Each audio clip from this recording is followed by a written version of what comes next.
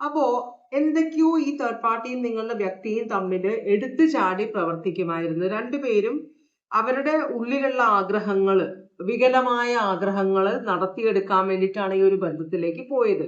വളരെ ഇമ്പൾസീവ് ആയിട്ട് ചെന്ന് കയറിയതാണ്. എന്ന് വെച്ചാല് ആൾക്കാർ പറയില്ല, ഒരു മൂഡിൽ ചെയ്തതാണ് എന്ന് പറയില്ലേ, അത് സ്ഥിരമാകണമെന്നില്ല, അതുകൊണ്ട് ഗുണമുണ്ടാകണമെന്നില്ല. അപ്പൊ തോന്നി ചെയ്യാനായിട്ട്, അപ്പൊ തോന്നി ആ റിലേഷൻഷിപ്പിലേക്ക് പോകാനായിട്ട്.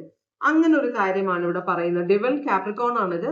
ഇത് അക്വേറിയസ് ലിബ്ര ജെമിനി ആണ്. റിവേഴ്സ് ആണ് വന്നിരിക്കുന്നത്. അതിനർത്ഥം തുടങ്ങിയത്, അത് ചെയ്തതിൽ ഇവർക്ക് പശ്ചാത്താപമുണ്ട്. ആ സമയത്ത് എനിക്ക് എന്താണ് പറ്റിയെന്ന് അറിയില്ല എന്നൊരു ചിന്തയാണ്.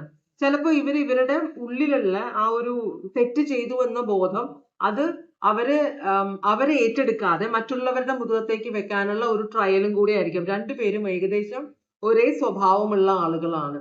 തെറ്റുകൾ ഏറ്റുപറയാത്ത, തെറ്റുകൾ സമ്മതിക്കാത്ത, തെറ്റുകൾ അവര് ചെയ്തു എന്ന് അംഗീകരിക്കാത്ത, അതിന്റെ ഫലം ഇങ്ങനെ ആയെന്ന് അറിയുമ്പോൾ, നല്ലതാണെങ്കിൽ അവര് ഓക്കെ ഞാൻ ചെയ്താന്ന് പറയും. ചീത്തയായി കഴിയുമ്പോഴത്തേക്കും അവര് ഞാൻ ചെയ്തതല്ല, എന്നെ കൊണ്ട് ആരോ ഫോഴ്സ് ചെയ്ത് ചെയ്യിപ്പിച്ചതാണ്, വേണമെങ്കിൽ ബാധ കൂടിയതാണ്, അല്ലെങ്കിൽ ഞാൻ എന്തോ ഒരു കാര്യം വെള്ളം അടിച്ചത് കൊണ്ടാണോ ഞാൻ അങ്ങനെ ചെയ്തത്, അതോ ഞാൻ എന്തെങ്കിലും യൂസ് ചെയ്തിരുന്നു ആ സമയത്ത്, ചില എന്താ പറയാ കഞ്ചാവ് അടിക്കുകയോ അങ്ങനെ എന്തെങ്കിലുമൊക്കെ ചെയ്തത് കൊണ്ടാണോ ഇങ്ങനത്തെ ഒരു അവസ്ഥ വന്നതെന്ന് അറിയില്ല എന്നാണ് പറയുന്നത്. അപ്പോ രണ്ടുപേരുടെ ഉള്ളിലും ചിലപ്പോൾ, അല്ലെങ്കിൽ അറ്റ്ലീസ്റ്റ് ഒരാളുടെ ഉള്ളില് ഒരു പശ്ചാത്താപം, ഒരു തെറ്റ് പറ്റി എന്ന ഒരു വലിയ ഹാപ്പി അല്ല ഒരു അവസ്ഥ, അങ്ങനത്തെ ഒരു അവസ്ഥയിലാണ് എന്ന് കാണിക്കുന്നുണ്ട്.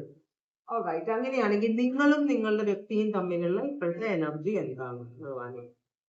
നിങ്ങളുടെ വ്യക്തിയും നിങ്ങളും തമ്മിലുള്ള ഇപ്പോഴത്തെ എനർജി എന്താണ്?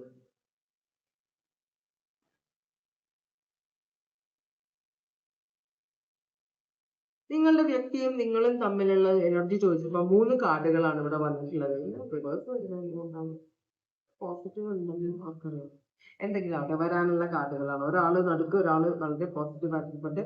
ഇത് ഒരു ലീഡർഷിപ്പ് ക്വാളിറ്റി ഉള്ള, എല്ലാത്തിനും എടുത്തു ചാടി മുമ്പിട്ട് ഞാനാണ് മുമ്പില് എന്ന് വന്ന് നിൽക്കുന്ന ഒരാളാണ്. ഭയങ്കര ഈഗോ ഉള്ള ഒരാളാണ്. വളരെ പാഷനറ്റ് ആയിട്ടുള്ള ഒരു ഇതാണ് കാണിക്കുന്നത്. വളരെയധികം ഈഗോ ഉണ്ട്. അതുപോലെ തന്നെ ഈ വ്യക്തിക്ക് എന്താ പറയാ, മൂവ്മെന്റ് ആണ് കൂടുതൽ.